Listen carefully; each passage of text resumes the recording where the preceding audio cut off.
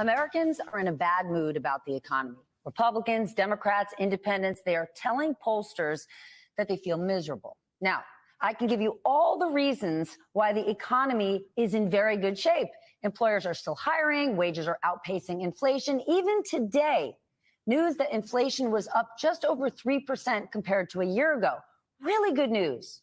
But here's the problem. Americans are mad. They're mad because so many things cost more than they did before the pandemic. Groceries are up 25%. Rent is up 21%. Auto insurance up 35%. And for many, it's not about inflation slowing back to its old pace before the pandemic. They want prices to fall back too. But here's the thing. I'd like to see prices lower, but when you dig into it, that might not actually be a good thing. We're going to explain why. And luckily, I got the perfect guy to do it. My good friend Justin Wolfers is here, professor of economics and public policy at the University of Michigan. Justin, we have a good economy, right? Almost every leading economist a year ago thought we would be deep in a recession today, and we're not. Inflation has slowed. But the sticking point for so many of us in our everyday lives that's creating this negative sentiment is that stuff's really expensive, right? Before the pandemic, a gallon of milk was $3.20 on average. Today, it's $4. When people go to restaurants, they're saying, Jesus, when are these prices going to go back down? I need you to explain to us why it is a good thing for prices not to go back to pre-pandemic, because I'd like them to be lower. We'd all like that, wouldn't we? And, you know, Stephanie, don't stop and say, let's get prices back to 2019 levels. You know what's even better? Let's get prices back to 1919 levels. Coke was a nickel. Wouldn't that be fabulous? Look, the reason that thought experiment doesn't work is we could go back, we could have prices at 1919 levels, all prices, including wages. And that's the thing. What happens in the economy on average is as prices rise, so do wages. Like one comes with the other. And what we've seen in this economy is, yes, prices have risen a lot, but so have wages. Now, I want to get to the core of your question. There is a way back to 2019 prices. In fact, there's a way back to 1919 prices. We could smash the economy. We could stop all demand. We could create a massive recession so that no one anywhere could sell anything at their current prices. So then they'd have to cut prices. And that's how we get prices to go back, by destroying demand, by raising unemployment to 10, 11, 12, 15, 20%. But I'll tell you the truth, none of us want that, because the pain of inflation is temporary. It's prices getting ahead of wages. The pain of unemployment is a whole lot greater. All right, but let's talk about this. The economy is different for different people, right? If you own a home, yes, if you have a fixed rate mortgage, if you've got a steady job, a 401k, things are okay for you, right? Health insurance, higher prices, they're maddening, but you feel pretty good financially. If you're on the other end, if you are trying to save for buying a home, if you're living paycheck to paycheck, higher prices are killing you. So how do you solve things for people in that second camp? Just saying to them, welcome to a Friday edition of the Nick and CJ show. I'm one of your hosts. I'm CJ. What's up, Nick? Hey, what's popping, my friends, my family? It's good to be back with my brother CJ. And the last segment is exactly why I say that we are the most propagandized country in the world. I mean, they're going for it. God bless their heart, right? Yeah, good the Lord. The strategy of having a bunch of millionaires lecture working class people about how they have misconceptions about the economy. Isn't that a grand strategy, CJ? Doesn't that make you want to vote Democrat? Doesn't that make you who's struggling, paying your bills? People like me who don't have any health care. You guys know I don't have health care. So people like me who don't have health care, people who are struggling, that make us feel great, right? To hear some millionaires talk about how great the economy is. Great work, Democrats. I'm sure that messaging is doing great. Hey, wait. What? We are down how many swing states? Jesus fucking Christ. I saw your segment on that yesterday. I'll pass you, CJ. I'll let you get started. Yeah. So I will bring the video up because I think it is important for us to have a sort of radical analysis of this capitalist attempt to whitewash the clear markers that they use to decide what the economy is doing good has zero to do with the workers. Has nothing to do, no connection at all. So And this is where they're finding this disconnect. But go ahead. What's your point? To your point, CJ, why don't Democrats make the connection with the fact that we are seeing an historic labor action? There is a historic amount of workers who are upset, and there are stories and polls that show this, that there's a massive amount of labor organizing. Why is there a record amount of this organizing, CJ? Why are so many workers upset? Why isn't that an indicator of the economy? Because if everything's going great, if workers are well fed, if everyone feel like their standard of living is up to par, you wouldn't see so many strikes, right? So the fact that you see so much worker discontent, that's an indicator I would use. The fact that you see so many Amazon people upset, Starbucks people upset. And there's even more who can't unionize because they're pressured by management. They are union busted by management. They are not able to organize. So to me, that's one of the most important indicators. It's absurd that they want you to focus on the GDP of the economy. The only thing you should focus on is the GDP of your household. But go ahead, go ahead. Because the GDP of the economy. Just ask yourself. This is real basic. Like, ask yourself, how do we know in a capitalist society a business is doing well? Profit. Who gets the profit, Nick? But the owners. So any marker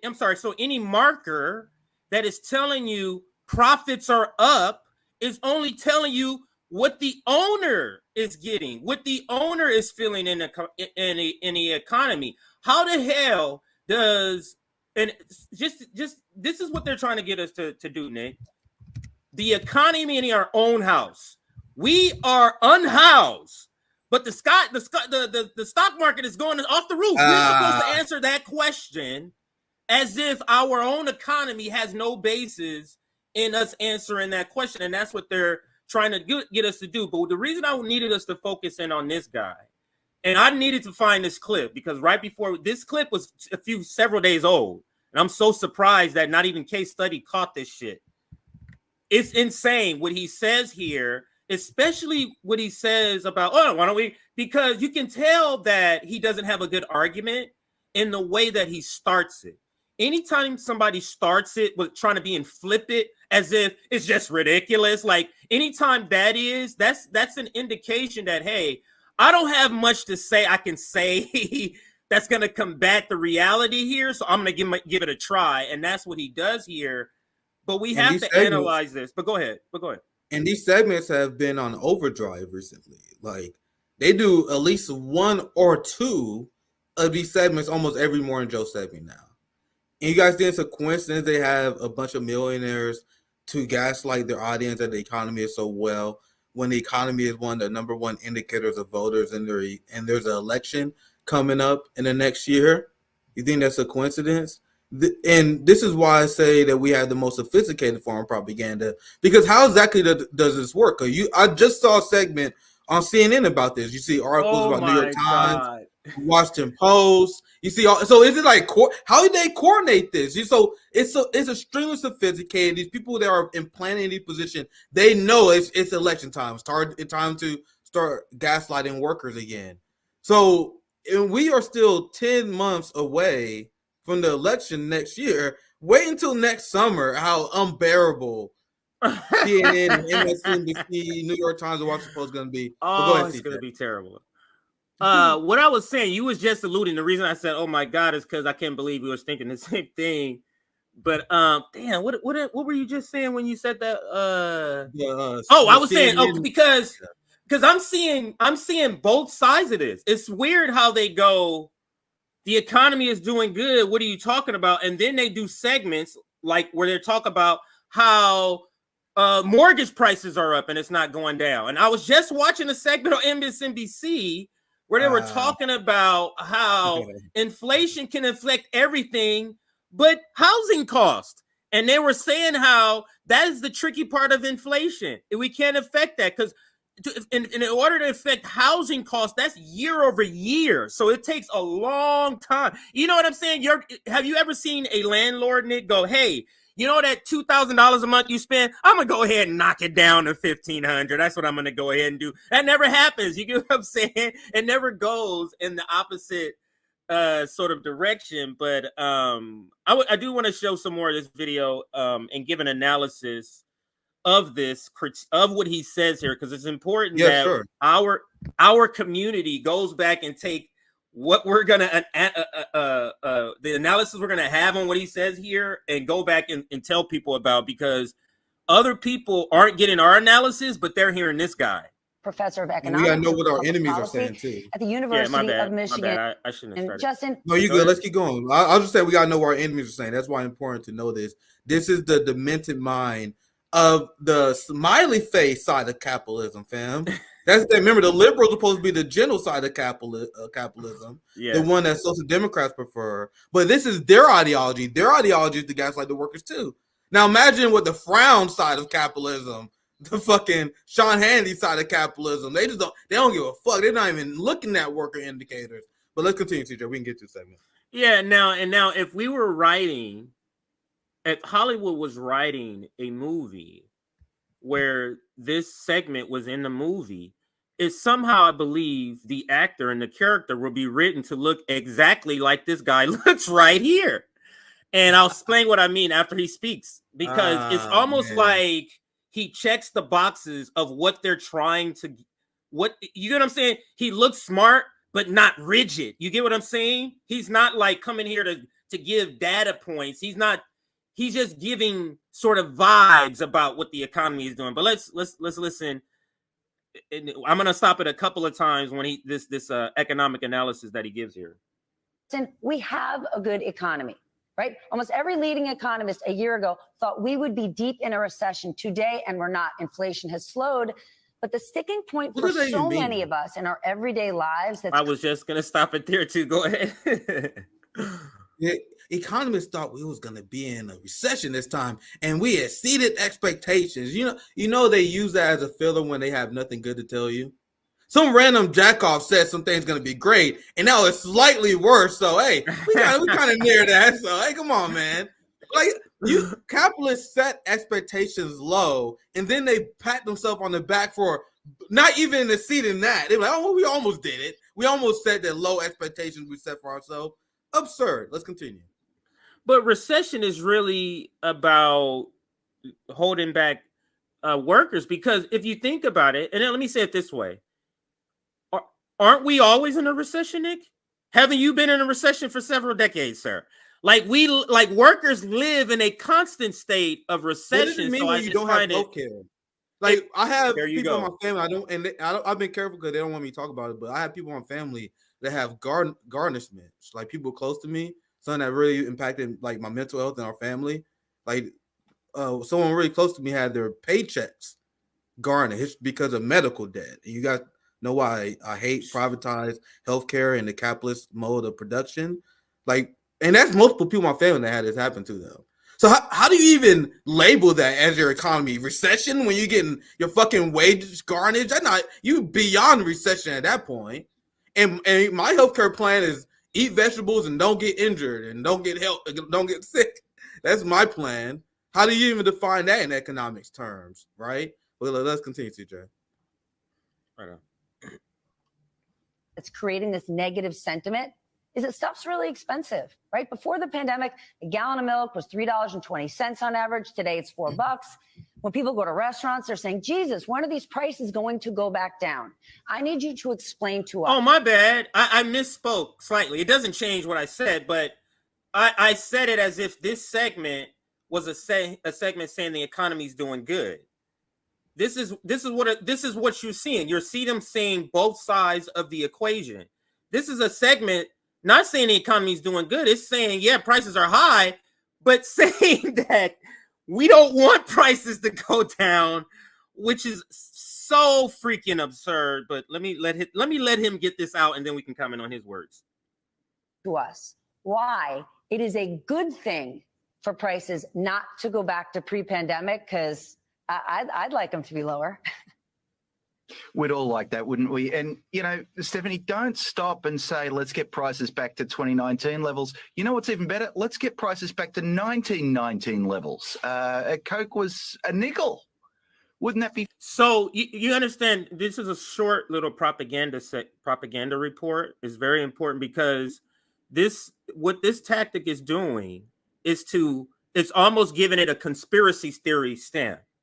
The way he comes in and describe, why don't we just do this? Why don't we just make everything free? You get what I'm saying? Republicans do this a lot when with student loan debt. Why don't we just wipe out debt, credit card debt? Why don't we just it's to make what the argument is seem so insane and out of the norm that this can't possibly happen, guys. That is the propaganda tactic that you're using here. Let's continue. That'd be fabulous. Look, the reason that thought experiment doesn't work is we could go back, we could have prices at 1919 levels, all prices, including wages. And that's the thing. What happens in the economy on average is as prices rise, so do wages. Nick, that is profoundly a bold-faced lie. This is what have we been talking about surrounding the $15 minimum wage? We're talking about decades of not even being raised. We're talking about decades when we're talking about it's not even connected to inflation. When I heard that line, I was like, how do you even muster the ability to say this with a straight face? That is absolutely false. $15 minimum wage is like $10 behind of what it should be. But go ahead, Nick, if you were going to chime in. No, I don't want to be long, but this is why I say we're the most sophisticated form of propaganda. They know exactly what gets defined. They know exactly what script to repeat, and they do it without shame.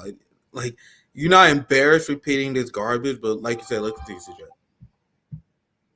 Like one comes with the other. And what we've seen in this economy is, yes, prices have risen a lot, but so have wages. Now, I want to get to the core of your question. There is a way back to 2019 prices. In fact, there's a way back to 1919 prices. We could smash the economy. We could stop all demand. We could create a massive recession so that no one anywhere could sell anything at their current prices. Who is he talking about, Nick, when he's describing here, except for the owner, the capitalist? We can smash the economy.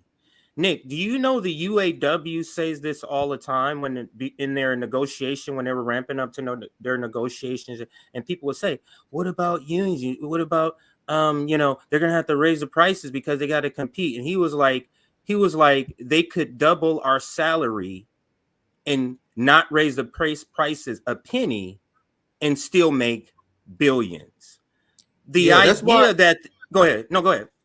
My apologies, CJ, but this simple concept where you're explaining the theory of labor value is why I don't buy the right-wing freak out over immigration and them tying it to our woes in the economy. Because I'm not saying there's no relation, but I need people to explain to me how the immigrants are preventing the Walton family from paying their workers their fair labor value. The immigrant is not stopping the capitalists from stealing. They're not the reason the capitalists are stealing your labor value. Let me put it that way. There's people say, well, the immigrants drive down wages. I'm like, that's your capitalist theory. Because how is Miguel, who lived down the street, what did he have to do with the fact that every single man driver had stole my labor value? You know what I mean? And this is like questions I've been asking for years. I never really got a good explanation for this. They said, well, if they there, that means capitalists can pay people less money. So you mean the capitalists stealing labor value, and they using Miguel as an excuse. To your point, CJ. And here, as you explained earlier, they make all the excuses for why they don't pay people their labor value, what they truly produce, the value of their work and their labor, and they make up 1,000 excuses. Oh, the stock market down, we panicked, so we drove wages down. Bullshit. I need people to understand that the way that we view the economy, the way we analyze these issues is completely different than capitalists on both sides. And that's why our ideology scares the shit out of them, because we are the most effective way of deprogramming people. We are the most effective way of challenging their propaganda. Because imagine a social democrat, Elizabeth Warren style person. They can't debunk it like this because they set their fucking framing. Elizabeth Warren, like, oh, I got Steve Biden got a good economy. Look. You know what I mean? But anyway, CJ, I don't want to go too long. I'll pass back to you. No, that's just like a social democrat, and they give it away, Nick. The reason communists has always been at the forefront of the top propaganda against communists. And what else do you hear them say? Marxists. It's a dirty word to them because they understand those two groups, that are very closely related, communists and Marxists. Those two groups, capitalists understand they have the best critique, the best analysis, and the best solution. That's the reason they have to keep a lid on both of those. But go ahead. One more quick thing, CJ, and I just want to let you guys know I don't believe anything they say about the economy because capitalists just make shit up, and they just hope that you don't know anything and you just don't question it. One thing that CJ and fam, do you guys know one thing that that Republicans were saying during the inflation crisis? They said one of the reasons why we had inflation is because Biden was giving handouts to the worker during COVID. The fuck? Like they would just make if we didn't get $1,400 checks, we wouldn't have inflation.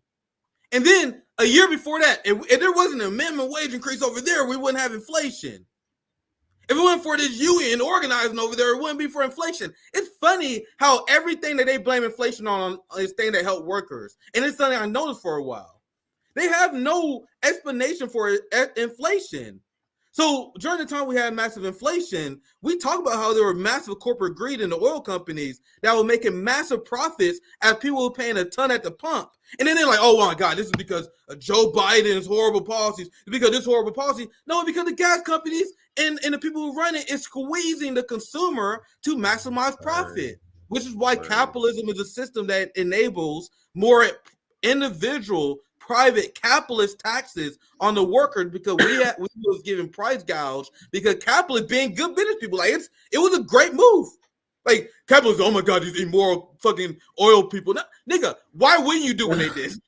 like call supply and demand. There was a big a demand for oil and gas. There was a shortage, so they took advantage of that. There was a crisis, they take advantage of that. That capitalist disaster capitalism. That's something that makes you a great capitalist business person. That's why if you're gonna have a smart mode, central mode production, you steal and you destroy their power from the very, very core, because they are the cause of inflation. Every single store and every single company that decided to take advantage of the COVID-19 fucking public scare and panic and jack up prices, and the people, oh my God, the COVID inflation, people was taking advantage of the craziness because of the pandemic. That is what capitalists do. So instead of blaming inflation on these capitalists who are pretty much imposing a private tax on the consumers, you have capitalists that say inflation is because you got a $1,400 check. Inflation is because the child tax credit. So after seeing this for years, I realized they're just making this shit up, CJ. They would blame anything on any program that would affect the workers because they're in a constant mode of class warfare. You know what I mean? But I'll spare you guys. I'm done ranting on this. I'll pass it back to you, CJ. No, that's spot on. I do want to bring this up here. I thought this was interesting. I like Marxists, but open borders is a failed strategy. We already have open borders. We have open borders for the capitalist class. You have people, right winger capital, like, oh my God, my uncle lost their job. Their job shipped overseas. How the fuck they do that? So they got open borders. They can just cross the border if you're a business, huh? So my proposition is we either side one way or the other. Either we have maximum protection for workers and then reasonable immigration policy, or we have the current open border system for capitalists that we have now, and we allow the workers freedom of movement, which was an old school libertarian argument. This is and guys, I want to be clear, by the way, there's actually disagreement on Marxists on this. Like there's Marxists who disagree with me on this. Like there's socialists and a lot of Marxists who believe in strict immigration protections. There's a wide variation of opinion on this issue. But one thing that libertarians and a lot of Marxists and socialists agreed on was the ability to have freedom of movement. That's an old school right wing idea that I agreed with. So I don't know why people want to prop up a giant bureaucracy government that tells people where they want to move, because I'll be honest, one part of why I want open borders is being selfish. I will admit that. Because CJ, what do they tell us all the time? Nick, if you don't like it in America, why don't you get out? Nigga, I would love to. Nigga, that's a lot of fucking problems with your suggestions. If we have freedom of movement, I might be able to take you up on that, go to Brazil and get my Brazilian Jiu-Jitsu black belt. That's something I would love to do. So it honestly is kind of selfish of me. Because if you believe in liberty, if you believe in small government, you should believe in the freedom of humanity. So, CJ, I pass to you.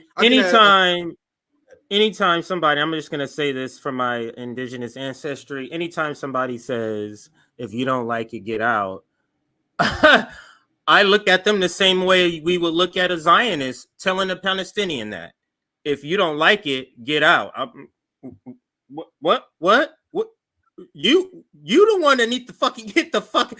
A person who doesn't belong in the house telling somebody else to get out is absurd to me. So anytime a white person says anything similar to that, I'm like, what the fuck did you say?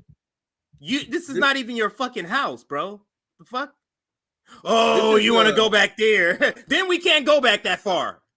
But they want to make all kind of movies about American war and all kind of fucking historical shit, but they skip over that shit though. But go ahead. Yeah. This last comment, and we can move on because I don't want to hijack the comment, the segment. Autonomy is lost without borders. Globalist wet dream. I just explained to you guys that the concept of freedom of movement, open borders is a propaganda term. The freedom of movement is a libertarian idea, because the idea of old school, libertarians back when they was principled, was they don't believe that government can tell you what to do with your life. And one big part of government is border control. Right. In old school Europe, in old school society, you had constant movement between borders. Like, do you guys ever learn history? I studied history pretty closely. You know how people used to travel back in the day? You go there, you go somewhere, you meet someone, and you talk to them, and you explain why you're in the country. And now there'll be certain policies based on what countries are at war with each other that limit immigration policy. But for the most part, there was a large amount of freedom of movement until the industrial era. People need to realize this new era of strict border enforcement is new. In the 1800s, Americans and Mexicans used to cross the borders all the time. So I am begging people, please read history. Please read how humanity worked. When you look at the Middle Ages, people leave and move fucking countries all the time. This new concept of strict borders is new in humanity. The same way of strict police states is new in humanity. For the most part, societies have had a libertarian mode of production where they left it to individual lords, for the better or worse, individual lords, individual local leaders to enforce these kind of things. And then big liberal society broke your guys' brain and make you guys believe that TSA, all these border protections, TSA and all this ICE shit is natural. That shit is absolutely not natural. And what I am telling you guys is not a Marxist argument. I'm telling you guys, there are Marxists who disagree with me, fam. This is a libertarian argument. And I personally believe that the government cannot tell me if I wanted to live in Mexico, if I want to go Canada, if I want to go to fucking Japan, I should be able to do that. That's just a classical belief. And the reason, and all you guys don't admit it, the reason why you guys don't believe in that is because you guys been programmed from birth. Right. To believe in strict borders. You guys don't want to admit that. But anyway, go ahead. Just look at we see the illustration now. You mentioned immigration. What you're talking about is connected to that, because who does borders benefit but owners of capital in whatever individualized country? Just think about what's happening now. If we didn't have borders, how are they going to be able to suppress the global south? Why do you think they're trying to keep? Why is it they only get hyped up about people coming from the global south getting in here unless you need those people to stay down there primarily so you can keep gouging them so that you can keep the profits going. That's what the importance of the border. They trying to scare you that it's some other thing, but the importance of the border is how can capitalists pick and choose which areas they're going to exploit the most so that they can give white countries a bit of good. They have to do that. There's no way. Otherwise, people would just leave. This is why people come to the United States. I thought this was easy to understand, but apparently not, Nick. Apparently not. CJ, and the right wing is very open about how their analysis of immigration has nothing to do with workers, because that's, you see how our analysis is based on that, based on liberties, principle, and that stuff. You have people like Tucker Carlson, people that just openly talk about how demographics, how we got to control demographics. We can't allow the country to lose a certain percentage of white people. And I'm not making this up. They literally say this. I watched quite a bit of right-wingers talk about how the Democrats wouldn't change demographics. We need to protect the demographics of the country. So I'm asking you guys right now, why should revolutionary blackout and our black eyes care about that? So my only analysis is rooted in principles and the power of the government. Meanwhile, a ton of people who hate our position, their position is rooted on demographic control. And a lot of them won't admit it, and many of them, trust me, they do. Like, it shocks me, CJ, how many of them just admit that the reason why they don't want immigration because they think the Mexicans going to make the place dirtier. They don't want more Muslims in the country. Once again, as someone who don't care about that in general, why the fuck should I care? Why the fuck should I pick up their political crusade? Makes no sense. You need to make the pro-worker, pro-civil liberty argument to me, and you cannot. Libertarians, many of them have betrayed themselves. I had Liam Cosgrove from the Gray Zone, who is an old school classical in the libertarian, and we agreed on this. He was a libertarian. I don't know if you remember this, CJ. I don't know if you watched. No, I remember that episode. I didn't know he was a libertarian. I knew he was on the Gray Zone. Like, oh, he's based. We follow each other on Twitter, and then on the stream he said, "I'm more of a libertarian." I'm like, well, I didn't know that. So I asked Max him about, too. I think Max is more of a libertarian too. Yeah, I would definitely say Max is a libertarian. So the Lion Cosgrove, we say he's a libertarian. So then I asked him kind of impromptu, like, "Hey, bro, what do you think about open borders?" I'm curious, and he's like, "Yeah, as a libertarian, I don't believe in that shit." So you guys see, there are principles libertarians who are against that. There's been a movement on this for a very long time, and you guys know that, as I mentioned, I don't use the term globalist because you guys know how people use the term globalist. They just substitute that with lack of knowledge. Like, globalists want open borders. That's a capitalist problem. You guys see how they substitute capitalists with globalists because they don't want to criticize capitalism? Libertarians had a critique of the overall capitalist agreement that companies and capitalists had the freedom of movement. Anyway, we went on this quite a bit. Yeah. No, but this is the discussion I wanted to have. I mean, we added the immigration, but it's all connected. CJ, check your volume real quick. You went muted for some reason. Got the money for the fundraiser. I just haven't purchased it yet. So I take my time with research and stuff. So that's why this mic still has the short in it. Everybody knows that watch every day. It's not much more left in this segment. What I was saying before the mic shorted out was this is exactly the conversation I wanted to have, and it's connected to immigration. These are all sort of connected issues. So I'm glad for the question, even though we disagree, Nick, with the comments we put up. I'm glad because we're able to address it right now, which is a good point. Just let him make them one more point, and then we're gonna close this and move on to the next segment here. Yeah, fair enough. So then they'd have to cut prices, and that's how we get prices to go back, by destroying demand, by raising unemployment to. Let me just let him say the full thing he was saying. Let me go back 15 seconds so he can get the full sentence out. The economy. We could stop all demand. We could create a massive recession so that no one anywhere could sell anything at their current prices. So then they'd have to cut prices, and that's how we get prices to go back, by destroying demand, by raising unemployment to 10, 11, 12, 15, 20%. But I'll tell you the truth, none of us want that. because the pain of inflation is temporary. It's prices getting ahead of wages. The pain of unemployment is a whole lot greater.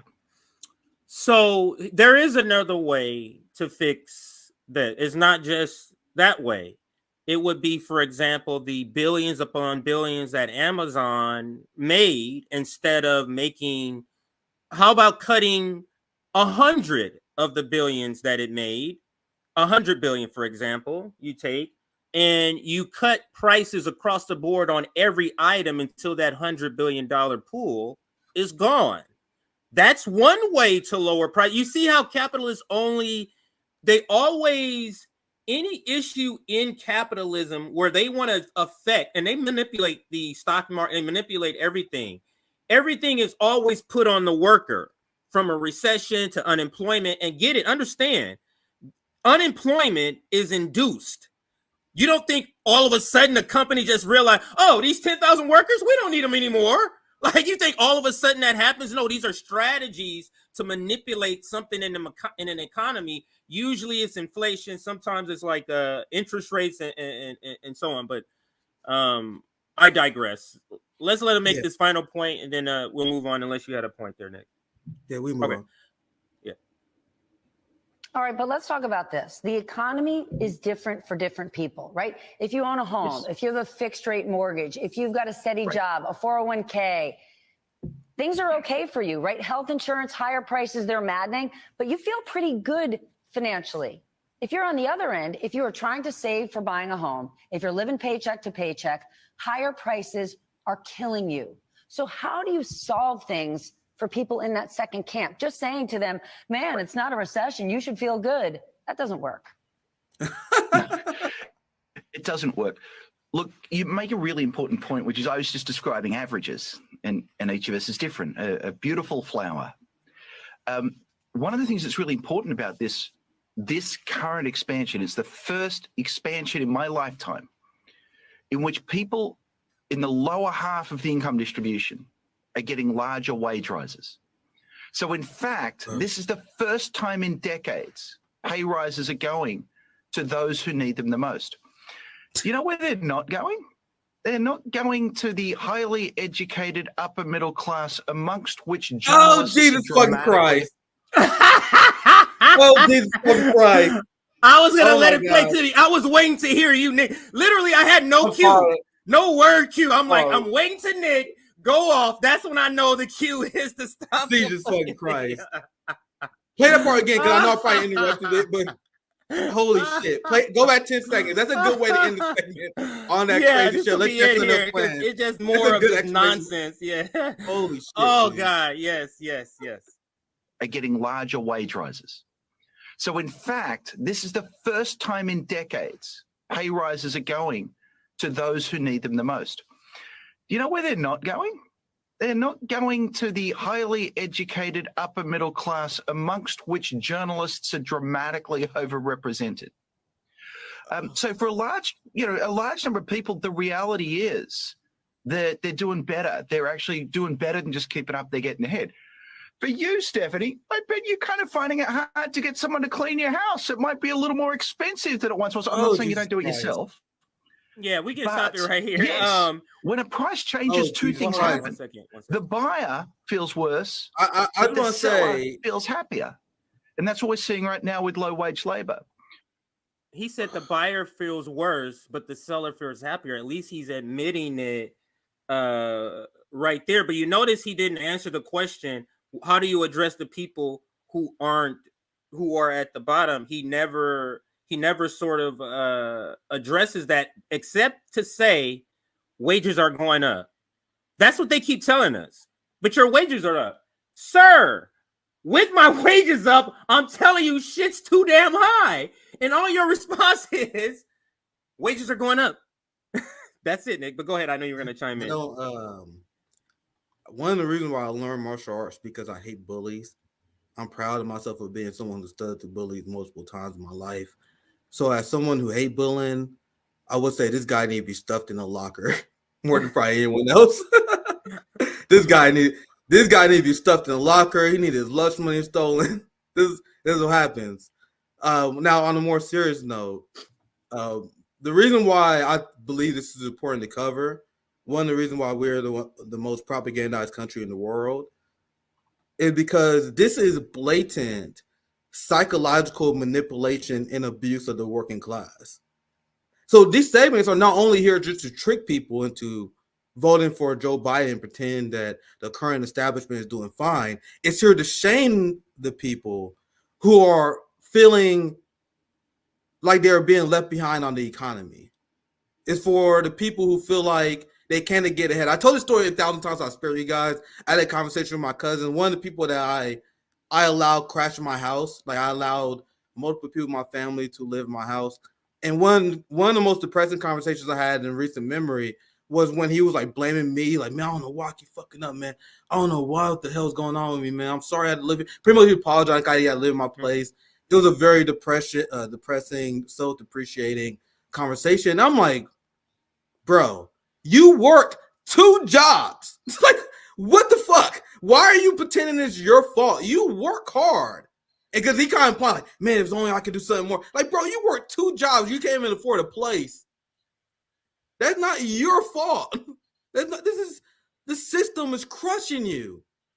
So my cousin was a victim of the psychological manipulation of our system. Instead of looking at the system like, why is this guy who working 2 jobs can't afford his own place and can only see his kids on Saturday because he works so much? But despite working so much, he can't afford a place, can't afford a car. What the fuck is this about? But he thinks he is the fuck up because of this. So there's someone who's going through this trauma, like, man, why am I struggling? My kid's not living the life I wanted to live. Why am I struggling to pay my bills? Am I fucking up? Then you have some rich ass on TV. The economy's doing great. Everyone's doing great. Right. Everyone's doing great. Everyone's doing great. And then you're like, man, this is my fault. Oh my God, man. Oh my God, it's my fault. Yeah, see, this is not on accident. This is psychological manipulation and abuse of the capitalist class.